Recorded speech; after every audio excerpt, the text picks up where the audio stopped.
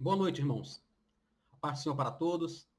É bom poder estar com os irmãos mais uma vez, no dia do Senhor, para que nós possamos adorar, servir ao Senhor, bendizer ao seu santo nome. Eu imagino que os irmãos, nesse momento, já devem ter feito a sua devocional, a sua parte devocional em casa, juntamente com a sua família. E agora nós vamos ouvir a palavra do Senhor, meditar na palavra do Senhor.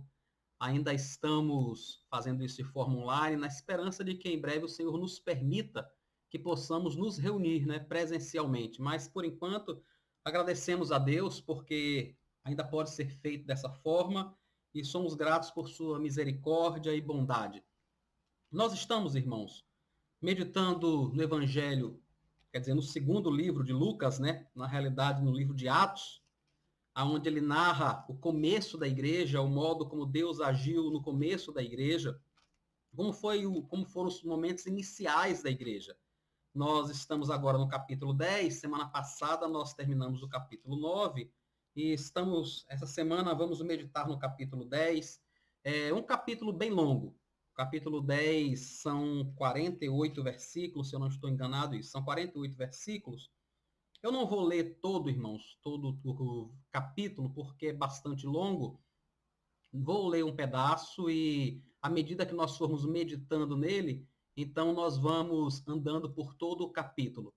Outra coisa que eu queria comentar com os irmãos é que nós vamos voltar ao capítulo 10 semana que vem. Tem dois aspectos importantes que eu gostaria de falar com os irmãos neste capítulo aqui, e eu sei que não vai ser suficiente um dia apenas para comentarmos, abordarmos os dois tópicos que eu gostaria, vai ficar muito longo o tempo. Então, nós vamos diminuir um pouco, vamos falar hoje sobre apenas um dos aspectos que eu gostaria de comentar do capítulo 10. E na próxima semana a gente volta ao capítulo 10 e discute o segundo tópico. Nós vamos ler então a palavra do Senhor, livro de Atos, capítulo 10, a partir do versículo 1. O texto nós vamos ler, irmãos, até o versículo 16, tá? Atos 10, capítulo 1, até o versículo 16. Eu queria pedir a você que mantenha a sua Bíblia aberta, que se esforce para, nesse momento, poder absorver a mensagem da palavra do Senhor, ser edificado, fazer valer o tempo que você está reservando para isso e que o Senhor nos permitiu também como presente, né? Vamos ler então a palavra do Senhor? Livro de Atos, capítulo 10, a partir do versículo 1. Atos 10, 1. Nós vamos ler a partir do versículo 1.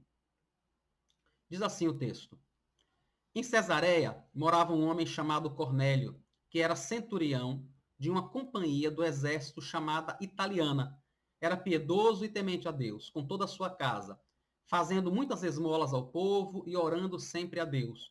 Um dia, por volta das 3 horas da tarde, durante uma visão, esse homem viu claramente um anjo de Deus que se aproximou dele e lhe disse: Cornélio. Este, fixando nele os olhos e possuído de temor, perguntou: O que é, Senhor?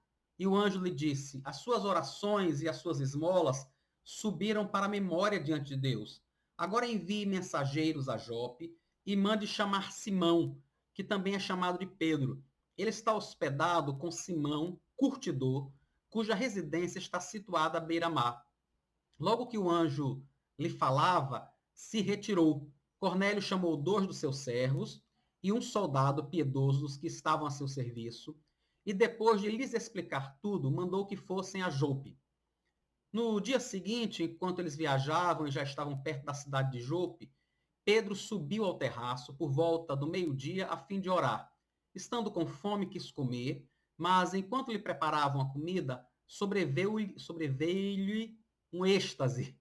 Viu o céu aberto e um objeto como se fosse um grande lençol, que descia do céu e era baixado à terra pelas 4 pontas, contendo todo tipo de quadrúpedes, répteis da terra e aves do céu.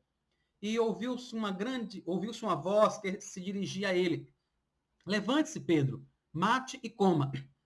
Mas Pedro respondeu: De modo nenhum, Senhor, porque nunca comi nada que fosse impuro ou imundo. Pela segunda vez a voz lhe falou: Não considere impuro aquilo que Deus purificou. Isso aconteceu 3 vezes e em seguida aquele objeto foi levado de volta para o céu. Amém. Vamos orar ao Senhor, pedir a sua direção, pedir a Ele que quebrante o nosso coração e nos instrua por sua palavra. Senhor Jesus, muito obrigado. Obrigado pela oportunidade de nos reunirmos com a tua igreja mais uma vez, online, mas reunidos, Pai, para ouvirmos a tua palavra. Os irmãos com suas famílias já cantaram, já pediram perdão pelos seus pecados, buscaram ao Senhor, e agora nós nos reunimos aqui para meditar na tua palavra, suplicando a tua misericórdia, suplicando a tua graça, pedindo ao Senhor que, no nome de Jesus, nos edifique. O Senhor sabe o quanto nós precisamos de ti, o quanto necessitamos de ser instruídos por tua palavra. Ser misericordioso conosco nesta hora, Pai, por tua graça e bondade, no nome de Jesus. Amém. O capítulo 9, irmãos, de Atos, começa a nos contar um momento em que Pedro, ele sai de Jerusalém, né, e passa por algumas cidades, visitando os irmãos, visitando as igrejas, vendo como é que estão os irmãos. Ele passa, então, numa cidade chamada Lida. Em Lida ele encontra um homem, isso que nós vimos na semana passada, né? Ele encontra um homem chamado Enéas, e Enéas estava preso à cama por 8 anos. Era paralítico, e Pedro ora por ele. Pedro simplesmente diz a ele, Enéas, Jesus Cristo cura você. E Enéas imediatamente é curado. Alguns irmãos que estão na cidade de Jope conhecem Pedro, sabem da história, sabem o que está acontecendo e mandam chamar Pedro. Porque em Jope tinha uma irmã chamada Dorcas, uma mulher de Deus, uma mulher muito querida pela igreja, que vinha cuidando dos irmãos, ela vinha providenciando roupa. Era um momento difícil, irmãos. É preciso entender que nós estamos falando de um período histórico onde economia e a condição social eram muito precárias. Então, é nesse momento que Dorcas ela começa a providenciar roupas para pessoas carentes e faz doações para essas pessoas. Ela morreu. E os irmãos lá de Jope mandam chamar Pedro e dizem, olha, vem aqui, venha estar com a gente. Quando Pedro chega lá, os irmãos, as irmãs, né, mostram a Pedro as roupas que ela fazia, o modo como ela cuidava deles. Pedro ora por aquela irmã e o Senhor lhe devolve a vida. E Pedro apresenta aquela irmã viva aos irmãos da igreja dali de Jope, e todos os santos ali ficam muito alegres. Quando esse processo termina, a ressurreição de Dorcas, Pedro vai para a casa de um moço chamado Simão. Simão era um curtidor de couro, como diz aí o capítulo 9, versículo 43, né? Ele era um curtidor, ou seja, ele matava animais, ele tirava o couro e preparava o couro para vender. E Pedro vai ficar hospedado na casa dele, diz o versículo 43 do capítulo 9, durante muitos dias. Guardem esse fato, irmãos. Ele está na casa de um homem que trabalhava com animais mortos. Ele matava animais, tirava o couro, preparava o couro para vender. É ali que Pedro passa muitos dias. Nesse tempo que Pedro está lá, então Lucas narra para a gente algo que está acontecendo a noroeste, um pouco acima de onde eles estavam, numa cidade chamada Cesareia. Cesareia era uma cidade muito importante ali da Palestina. Na realidade, Cesareia era tida como a capital romana ali na Palestina. Era uma cidade cosmopolita, uma cidade grande, morava muita gente de Roma ali, moravam muitos judeus também, mas morava muita gente de Roma, e lá em Cesareia tinha um homem chamado Cornélio. O texto diz para a gente que ele era um alto oficial do exército romano. Inclusive, diz para a gente que ele era de uma companhia chamada de Italiana. Era uma das companhias do exército romano mais conceituada. E ele era responsável por uma companhia dessa, era centurião, ou seja, ele tinha um grupo, um destacamento de 100 homens ao seu serviço. Com toda certeza, Cornélio era romano. Ele não era um daqueles líderes, né, que foram absorvidos pelo Império Romano, mas ele realmente era romano de nascimento e liderava uma companhia muito destacada em uma cidade muito privilegiada. Mas o texto diz mais algumas coisas ainda sobre a vida de Cornélio. Aí o capítulo 10, versículo 2, diz que ele era um homem piedoso, temente a Deus, com toda a sua casa, que fazia esmolas ao povo e que sempre orava a Deus. Ele era um homem reto, era um homem íntegro, era um homem que tinha o respeito de todos ali ao redor e não era um homem, irmãos, apegado a dinheiro, né? Não era um homem usurento, mas era uma pessoa que cuidava das pessoas. Fazer esmolas naquela época era algo muito relevante, irmãos. E Cornélio era essa pessoa, um homem temente a Deus, piedoso. Não somente ele era temente a Deus, mas o versículo 2 diz que toda a sua casa, ele e toda a sua casa, ele fazia esmolas, ele tinha o costume de orar. E um dia, diz aí o versículo 3, mais ou menos 3 horas da tarde, ele está orando e ele tem uma visão. Ou seja, era um homem que falava com Deus e era um homem a quem Deus também ouvia. Não apenas ouvia, como falava com ele. Quando nós olhamos, irmãos, para a vida de Cornélio aqui, o que a gente pode perceber, o que a gente pode entender, é que, sendo ele romano, na realidade ele era um prosélito, né? O que é um prosélito? É uma pessoa que se converteu a uma determinada religião. Então, o Cornélio não era judeu de nascimento, ele era romano, mas ele se converteu ao judaísmo. Então, o que era o judaísmo, na realidade, era a religião do judeu, né? Ele se converte ao judaísmo.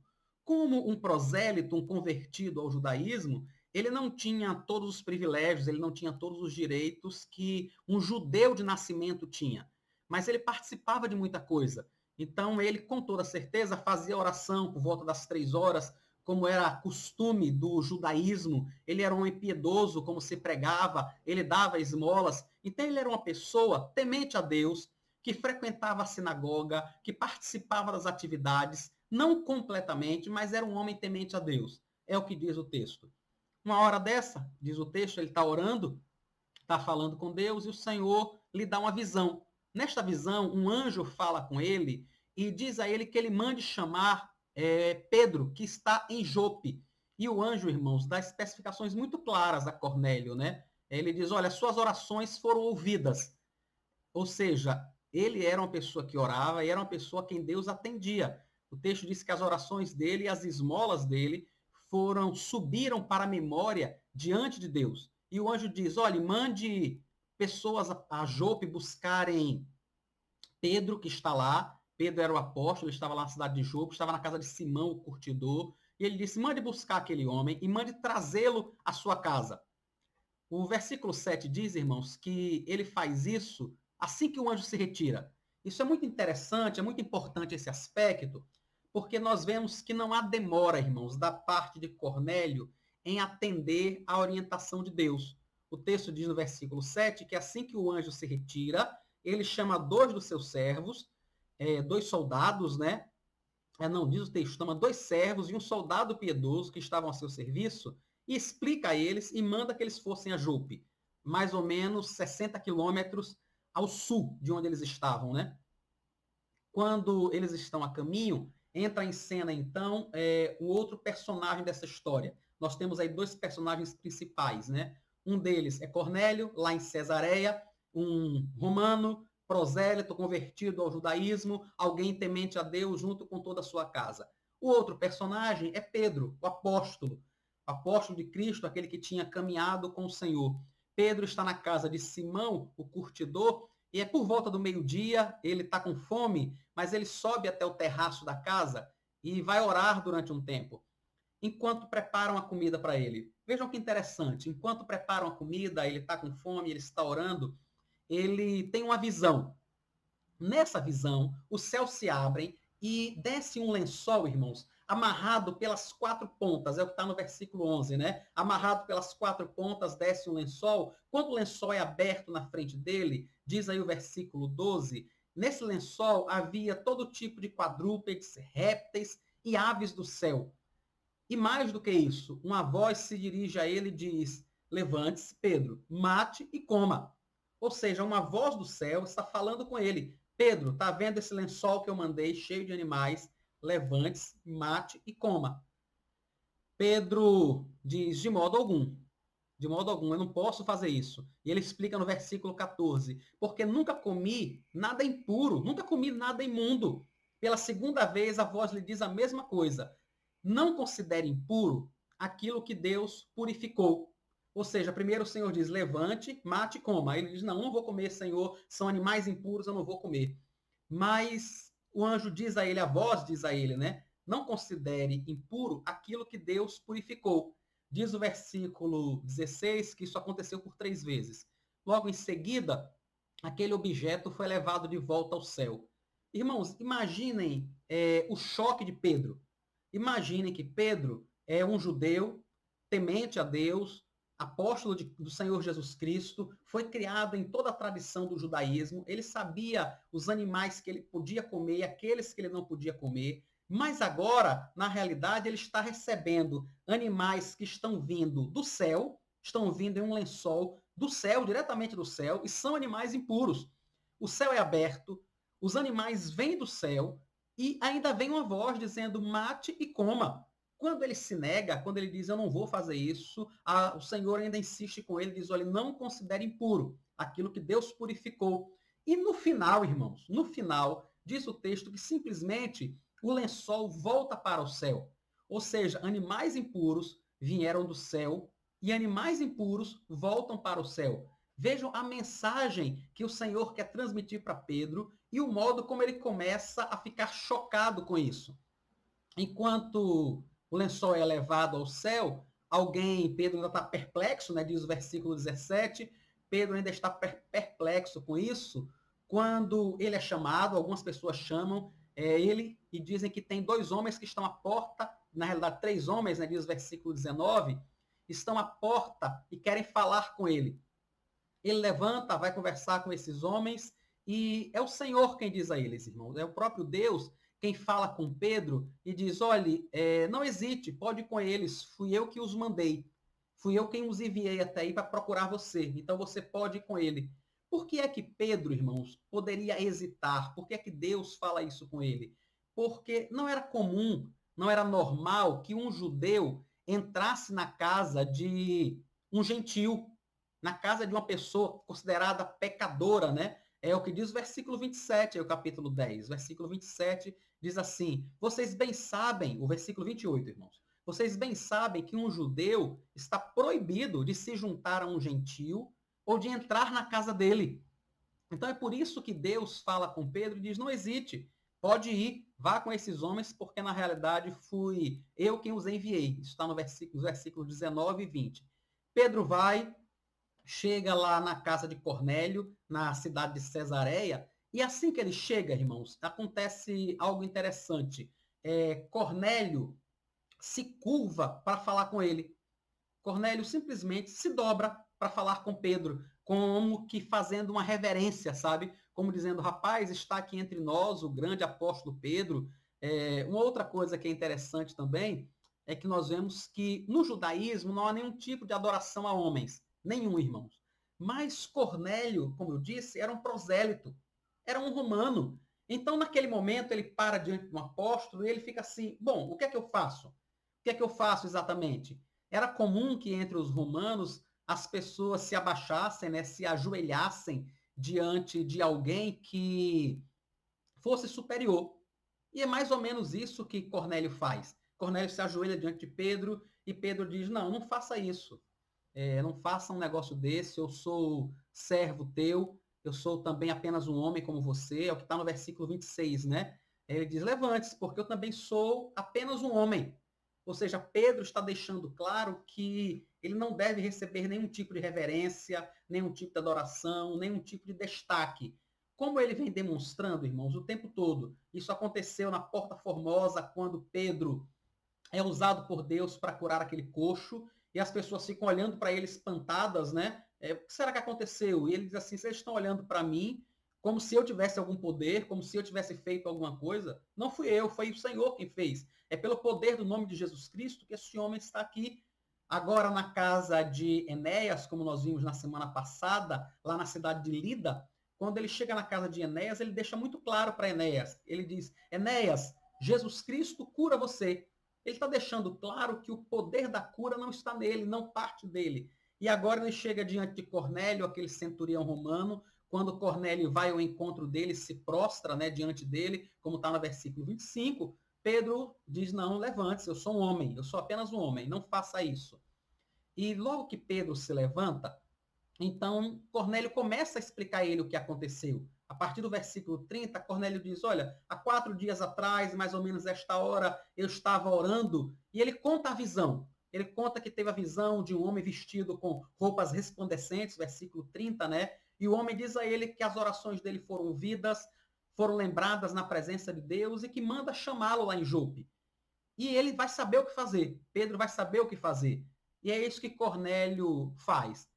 Depois que Pedro, irmãos, ouve isso, ele começa então a falar sobre o evangelho. Ele começa a pregar o evangelho. A partir do versículo 34, diz assim: Então Pedro começou a falar. Ele disse: Reconheço por verdade que Deus não trata as pessoas com parcialidade. Pelo contrário, em qualquer nação, aquele que o teme e faz o que é justo, lhe é aceitável. Ou seja, Pedro já começa deixando claro que ele entende que Deus veio para salvar a todos, que não é exclusividade para uma nacionalidade, para uma etnia, para uma raça, para uma cor, não, para um grupo de pessoas, não é. Mas todo aquele que teme o Senhor e faz o que lhe é justo, essa pessoa é aceitável. Então ele começa a partir daí, depois de fazer essa introdução, ele anuncia o evangelho. Ele prega o evangelho do Senhor Jesus. É isso que ele faz. Ele está na casa de um homem gentil, um prosélito convertido ao judaísmo, mas Pedro anuncia as boas novas do evangelho. O que é que Pedro está fazendo, irmãos? Pedro está esclarecendo para Cornélio que tudo aquilo que ele viu na tradição judaica apontava para o Senhor Jesus, apontava para Cristo. É isso que ele está explicando. Vamos ler a partir do versículo 36?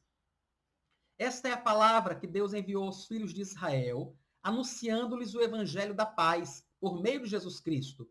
Este é o Senhor de todos. Vocês sabem o que aconteceu em toda a Judéia, tendo começado na Galileia, depois do batismo que João pregou, como Deus ungiu a Jesus de Nazaré com o Espírito Santo e com poder.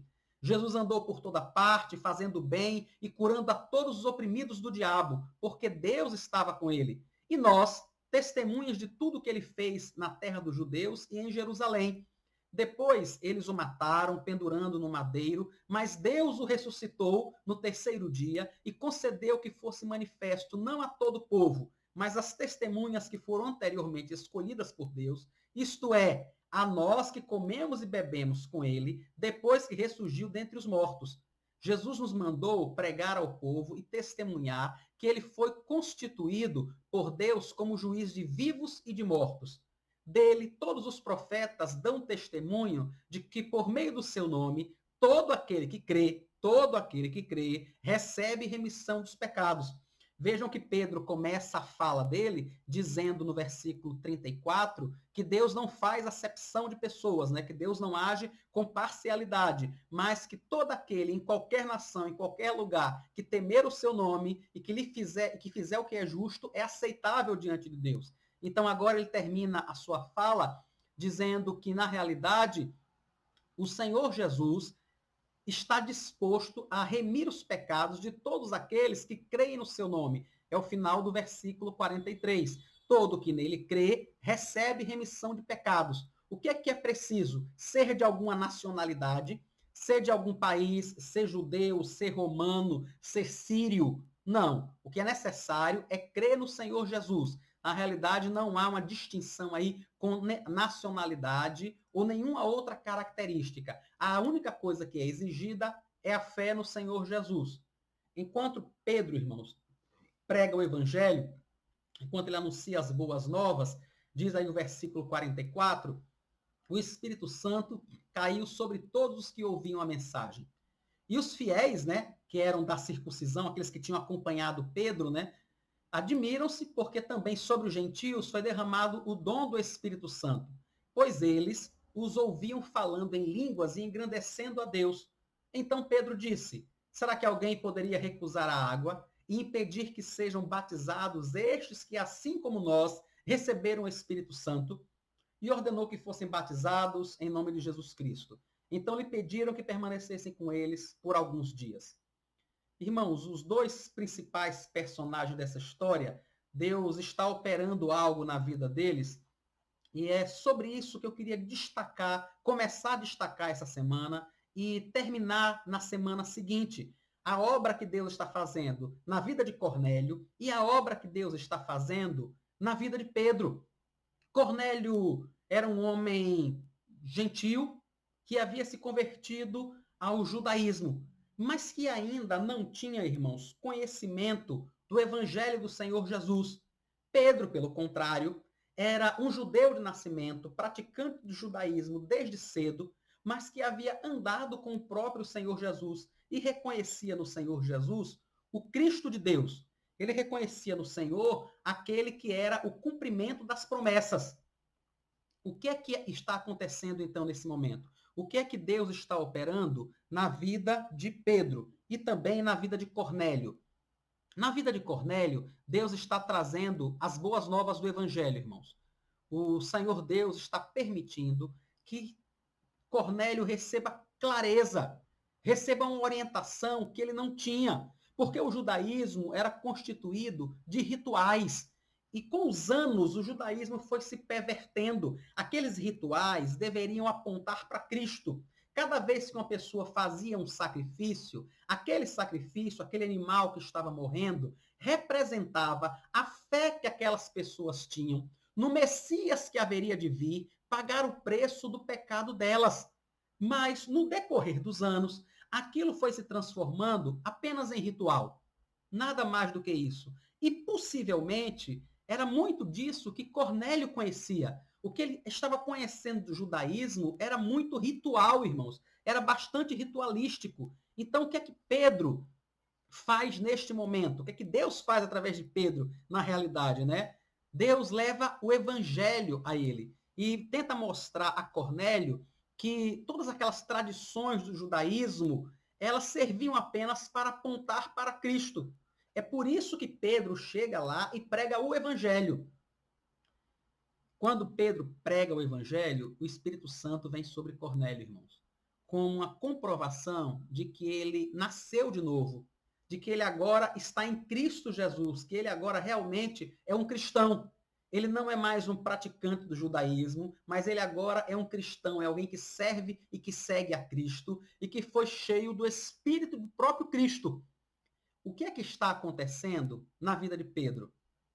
Pedro, como um judeu, como um apóstolo, ele tinha no fundo do seu coração a ideia de que apenas o fato de ser judeu já lhe trazia uma grande vantagem diante de Deus. Os judeus todos pensavam assim, irmãos. Se vocês olharem o capítulo 8 de João, é um capítulo muito longo, mas o Senhor Jesus discutindo com alguns judeus ali, eles chegam a dizer assim, olha, nós temos por pai Abraão, como que se quisessem dizer assim a Jesus, nós não precisamos ouvir você, não precisamos ouvir nenhum outro profeta, não precisamos ouvir nenhum outro rabi, nenhum outro mestre, nós somos judeus, nós temos por pai Abraão. Então eles eram muito arrogantes, eles se fiavam, eles confiavam, né, na sua hereditariedade para dizer nós somos herdeiros do pai da fé, nós não precisamos de mais nada. O Senhor os confronta severamente. Em João 8,44, o Senhor Jesus diz a ele assim, na realidade, vocês têm por pai, é o diabo. Vocês não têm por pai Abraão, vocês têm por pai o diabo. Veja como isso choca, irmãos. Porque o Senhor diz a eles, olha, se vocês tivessem por pai Abraão, vocês creriam em mim, porque Abraão ansiou por ver o meu dia. O que é que Cristo está dizendo? Abraão tinha fé em mim. Tudo que Abraão queria era me ver. E Abraão, na realidade, se alegraria com isso, mas vocês não. Se vocês fossem filhos de Abraão, vocês se alegrariam em me ver. Mas agora vocês querem me matar. Ou seja, vocês querem fazer a vontade do pai de vocês. O pai de vocês é o diabo, que é homicida desde o começo. Ele é mentiroso e é o pai da mentira. E vocês são filhos dele. É isso que o Senhor Jesus diz aos judeus, João 8,44. O que é que está acontecendo, então, no coração de Pedro? Deus está gradativamente levando Pedro a entender que as boas novas, irmãos, não são uma prioridade, não são uma propriedade, uma exclusividade do povo judeu, mas de todo aquele que crê. Apesar daquilo que o próprio Pedro diz a Cornélio, né, conforme nós lemos agora há pouco, ele começa dizendo que o Senhor não faz distinção entre pessoas, e depois ele diz que todo aquele que crê no seu nome, esse é aceitável diante de Deus. Apesar disso, no fundo fundo do coração de Pedro ainda há uma certa separação. Mas Deus está começando a quebrar isso. Deus vem fazendo isso gradativamente na vida de Pedro. Só o fato, irmãos, de Pedro estar na casa de um homem que era curtidor de couro. Lembra que nós vimos que Pedro estava na casa de um homem chamado Simão? Eu comentei isso no começo. Simão era um homem que matava animais, tirava o couro, trabalhava esse couro, curtia e o vendia. Só o fato de Pedro estar na casa de um homem que trabalhava com animais mortos, isso já mostra o quanto ele já está cedendo. Isso não era normal para um judeu. Um judeu não faria isso. Um judeu não entraria na casa de um gentio, como ele mesmo disse a Cornélio. Ele disse, olha, você sabe que não é normal que o judeu entre na casa de um gentio, diz aí o versículo 28. Deus vem gradativamente quebrando as resistências de Pedro para que ele entenda aquilo que foi o plano de Deus desde o começo. Porque a universalidade, irmãos, do evangelho, a universalidade da graça de Deus, não foi uma coisa que surgiu inventada na igreja primitiva. Não foi uma coisa que existiu apenas quando o Senhor Jesus estava entre os apóstolos. Sempre foi assim. O objetivo de Deus era começar com o povo de Israel. Foi isso que ele disse a Abraão em dois momentos diferentes. Ele disse a Abraão que nele, em Abraão, todas as famílias da terra seriam abençoadas, todas elas, e não apenas o povo judeu.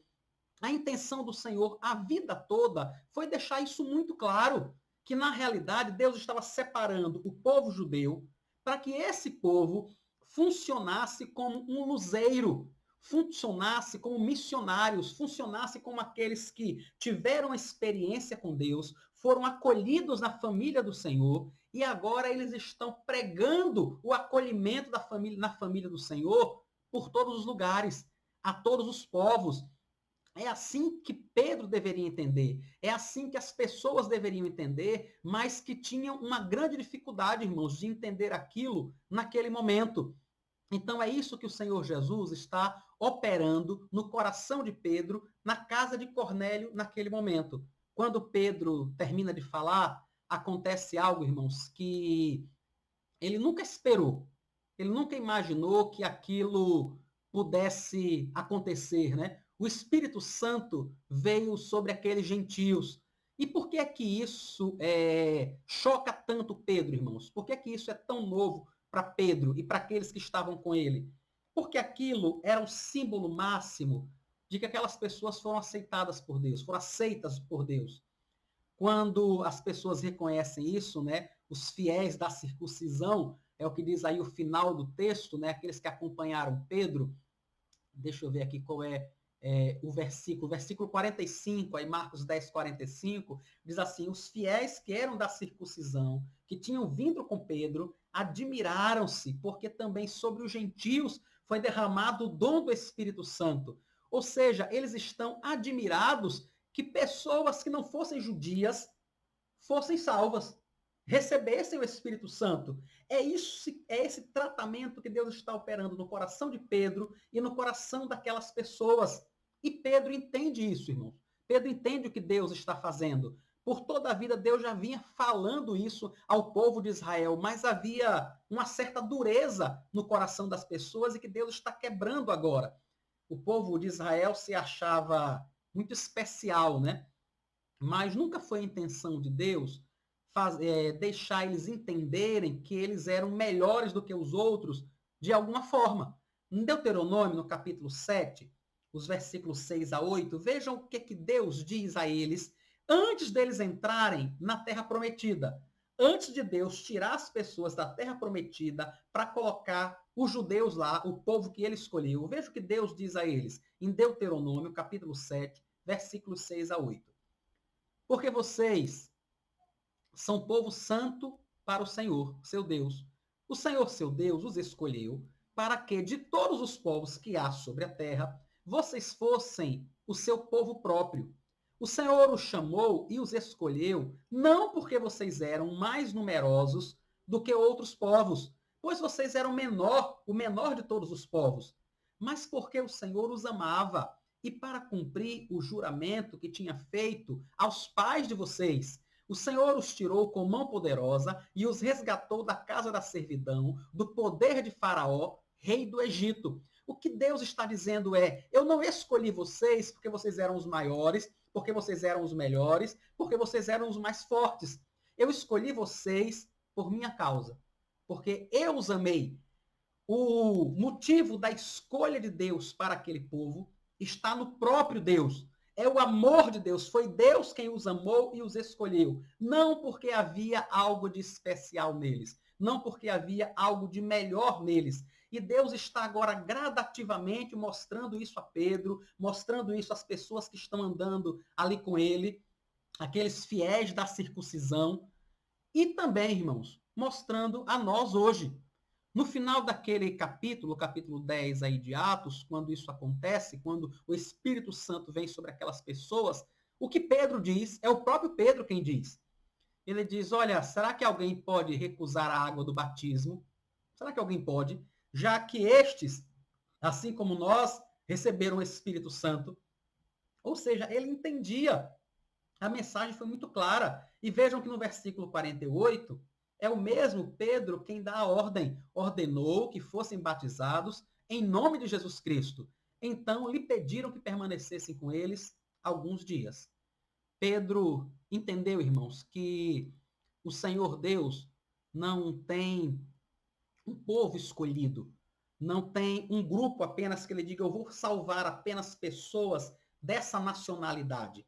Eu vou salvar apenas judeus, eu vou salvar apenas brasileiros, eu vou salvar apenas ricos, pobres, brancos, negros. Não, não tem nada disso.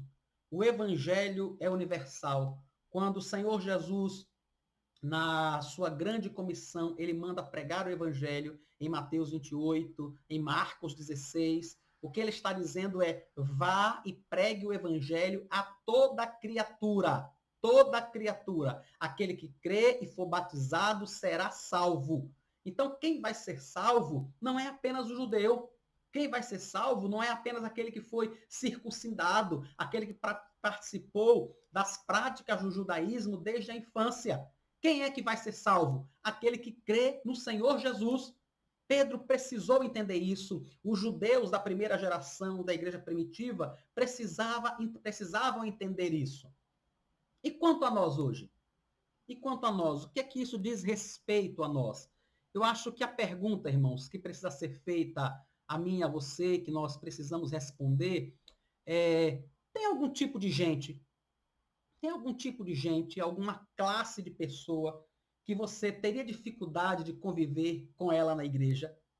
Por exemplo, você teria dificuldade de servir na igreja com pessoas que foram homossexuais, prostitutas, políticos, assassinos, pessoas que cumpriram pena por assassinato, pessoas que viviam embriagadas, que foram pedófilos, ou pessoas, homens que agridem mulheres, caloteiros. Será que você tem algum preconceito com gente que foi caloteira? Ou com gente que roubava? Ou com rico? Ou com pobre? Pode ser até que eu e você tenhamos algum tipo de preconceito, mas isso é pecaminoso. Isso não agrada a Deus. Isso precisa ser retirado de nós. E se eu e você tivermos qualquer tipo de preconceito, eu quero deixar claro, irmãos, para todos nós, que o Senhor Jesus não tem. O Senhor não tem. O Evangelho não tem nenhum tipo de preconceito. O Evangelho é para todos. Para todos. Para a gente que é rica, para a gente que é pobre, para a gente que é patrão, que é empregado, que tem muito dinheiro e que não tem nenhum, para ciganos, para índios, para todo tipo de raça, de etnia, de cor, que eu e você pudermos imaginar. O Evangelho, irmãos, é para todas essas pessoas.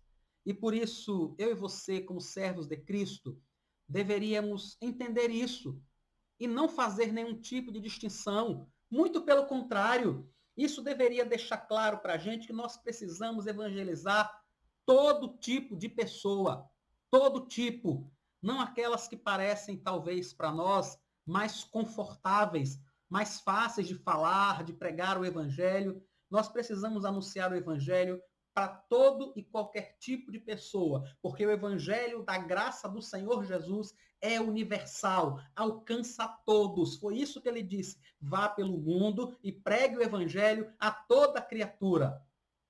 Quando nós olhamos para o livro, né, das últimas coisas, para o livro de Apocalipse, nós vemos o Senhor revelando ao apóstolo João aquilo que haveria de acontecer nos últimos dias. E nessa revelação, o Senhor mostra a João que lá no céu, lá na Nova Jerusalém, haverá pessoas de todos os lugares. Apocalipse, capítulo 5, os versículos 9 e 10, quando os servos do Senhor já estão cantando o novo cântico, já não estão mais neste mundo, mas já estão com o Senhor. Vejam como diz os versículos 9 e 10 do capítulo 5 de Apocalipse. E cantavam um novo cântico, dizendo: digno és de pegar o livro e de quebrar os selos, porque foste morto, e com teu sangue compraste para Deus os que procedem de toda tribo, língua, povo e nação. E para o nosso Deus os constituíste reino e sacerdotes, e eles reinarão sobre a terra. Amém. Glória a Deus. O Senhor não veio morrer, irmãos, por um grupo de pessoas especificamente.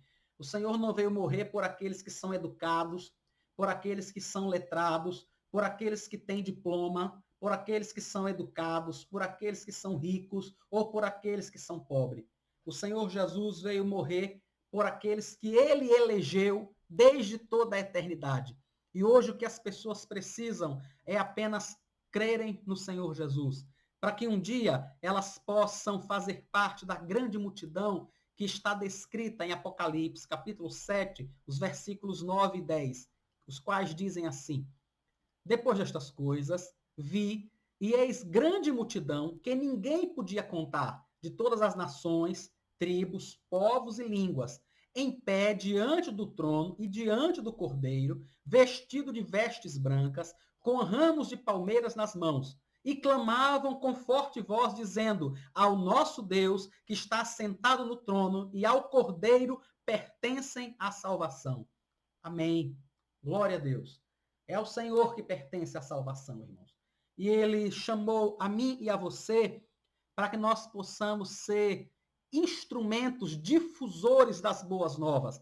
E que eu e você, irmãos, não tenhamos a posição que o povo de Israel teve quando, por conhecer a mensagem do evangelho, por receber os profetas, por receber a aliança, por receber a mensagem de Deus, e o povo de Israel se conformou com isso. Pelo contrário, ficou pensando: não, nós é que estamos bem, nós é que temos uma posição privilegiada.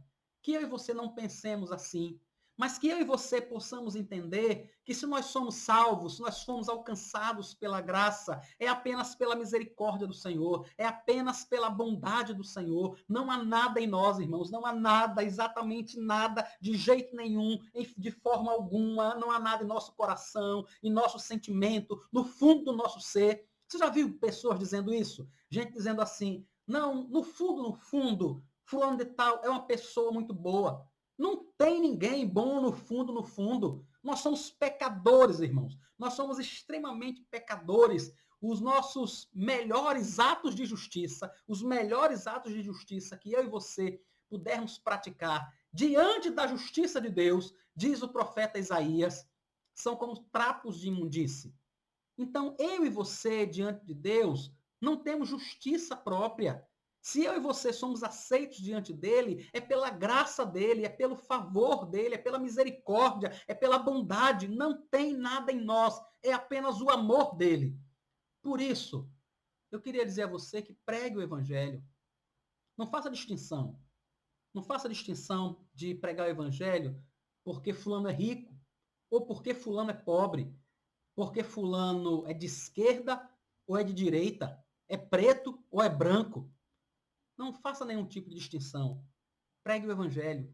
Fale do evangelho do Senhor Jesus. A Bíblia diz que aquele que crê no Senhor Jesus será salvo. Todo aquele que crê.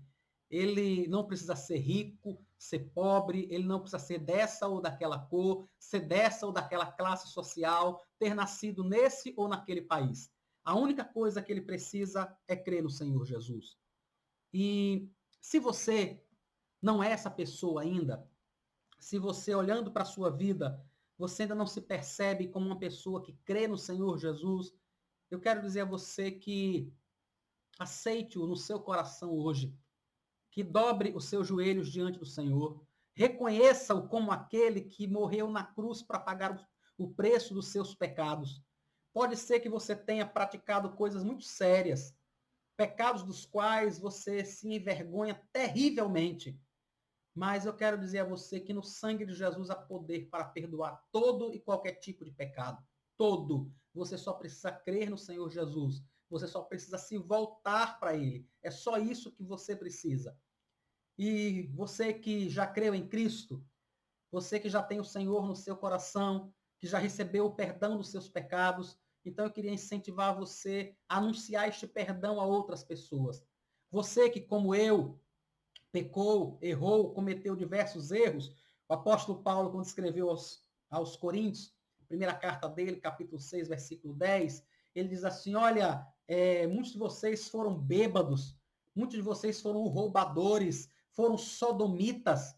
Ele diz, mas o Senhor os lavou, o Senhor os purificou. Você que já foi purificado, você que já foi perdoado, anuncie as boas novas, para que outras pessoas também sejam, para que outros sejam purificados, para que outros sejam perdoados, para que outros tenham paz, encontrem paz no Senhor Jesus. Algumas pessoas estão aí no mundo pensando que não podem servir a Cristo, porque vieram dessa família, porque praticaram esse tipo de pecado, porque viveram esse ou aquele tipo de vida. Eu e você somos chamados por Deus para desfazer todo esse tipo de confusão. E como fez Pedro na casa de Cornélio, anunciar a mensagem do Evangelho. Que o Senhor Jesus te abençoe, que o Senhor te fortaleça, que o Senhor sustente suas mãos, que o Senhor quebre todo preconceito no seu coração e no meu coração contra qualquer tipo de pessoa. O Evangelho é para todos, irmãos, exatamente todos. Eu e você precisamos pregar para todos. Vamos orar, vamos agradecer ao Senhor por sua palavra. Senhor Jesus, nós pedimos perdão ao Senhor pelas vezes em que fomos preconceituosos. Pelas vezes, Pai, em que nós olhamos para alguém com um ar de superioridade, achando que nós somos melhores porque nascemos na igreja, achando que somos melhores porque desde cedo pessoas ensinaram a palavra para nós. Deus nos perdoa por esse tipo de pecado, nos perdoa por esse tipo de preconceito, porque na realidade nós não somos melhores em nada. Fomos apenas alcançados por tua graça e por teu amor, que nos livrou dos nossos pecados e da nossa vã maneira de viver. Tenha misericórdia de nós, Pai. Quebra todo preconceito no nosso coração para o louvor do teu santo nome. Que ajuda-nos a anunciar o teu evangelho para toda classe de pessoa, para toda cor de pessoa, para todo tipo de pessoa, que nós pudermos anunciar o evangelho da salvação do Senhor Jesus. Fica conosco, nos dá uma semana na tua presença, uma semana em paz. Mais uma vez a gente vem pedir ao Senhor que no nome de Jesus detenha esta pandemia, Pai. Tenha misericórdia. Tenha misericórdia, Deus. Detenha esta pandemia para o louvor do teu santo nome. Restaura, Senhor, a saúde do nosso planeta, das pessoas, Pai. No nome do Senhor, tem misericórdia, Pai. Quantas pessoas estão morrendo nos hospitais, nas filas, diariamente. Tenha misericórdia, Deus. Nós te rogamos no nome de Jesus. Tenha misericórdia. Somos gratos ao Senhor pelo teu amor, pela tua bondade que nos escolheu antes da fundação do mundo. Não por nós, não porque haja nada de bom em nós, mas porque o teu amor dura para todo sempre. Nós te oramos agradecidos no nome de Jesus, Senhor. Amém. Amém. Irmãos, hoje é o segundo domingo de maio, né? E nós estamos comemorando, como todo mundo, o Dia das Mães. Esse dia sempre é passado na igreja, né? A gente sempre faz um almoço, a gente sempre faz alguma coisa na igreja, mas nesse dia não é possível, não dá para a gente fazer isso. Mas o departamento infantil da nossa igreja providenciou um vídeo com as crianças e nós vamos passar agora uma breve homenagem as mães, que o Senhor possa continuar abençoando as mães. Nós oramos ao Senhor para que vocês, mães, sejam instrumentos de Deus na vida de seus filhos, possam ser pessoas que sejam a própria voz de Deus e a própria condução do Senhor na vida de cada criança, de cada jovem, de cada adolescente. Nós vamos ver então um vídeo agora. Que o Senhor os abençoe.